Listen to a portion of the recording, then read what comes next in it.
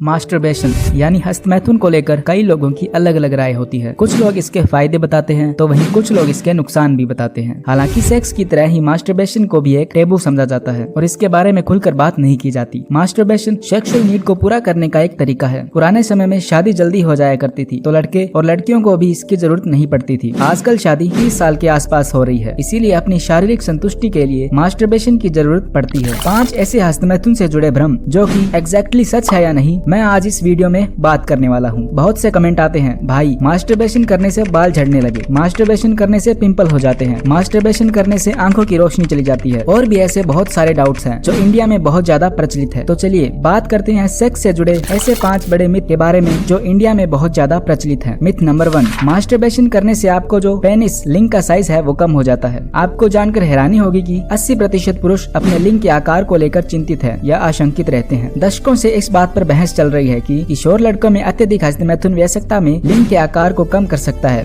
या नहीं।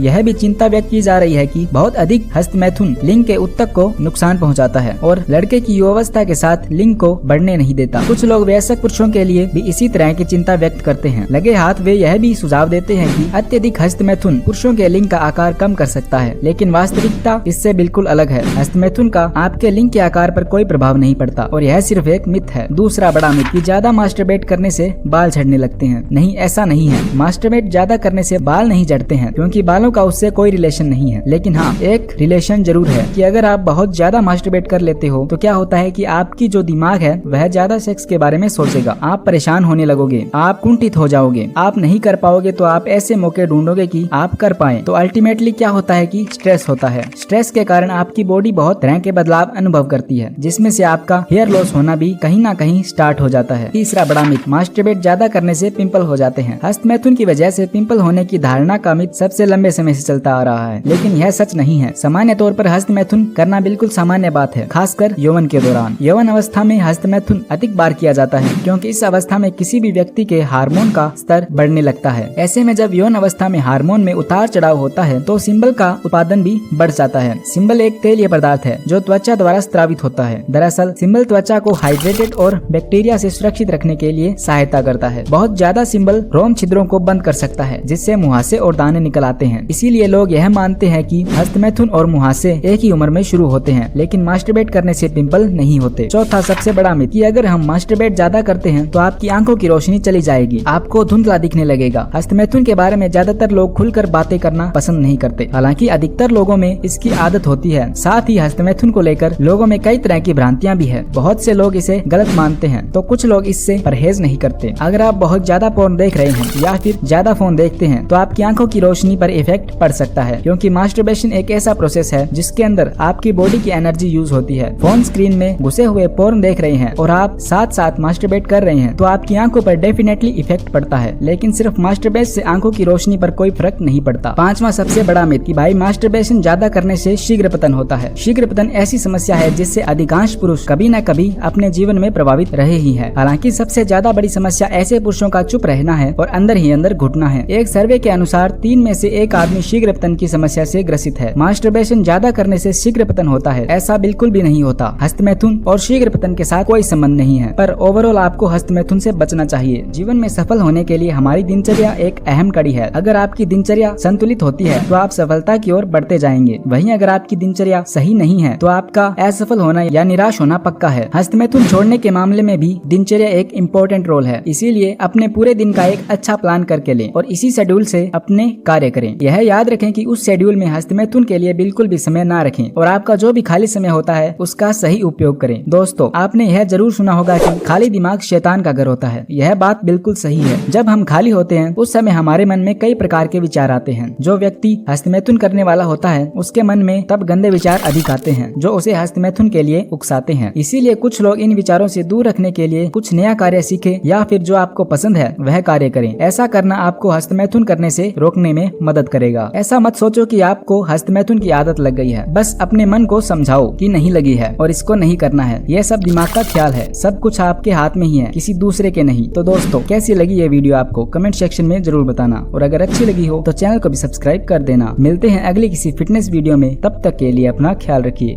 जय हिंद, जय भारत।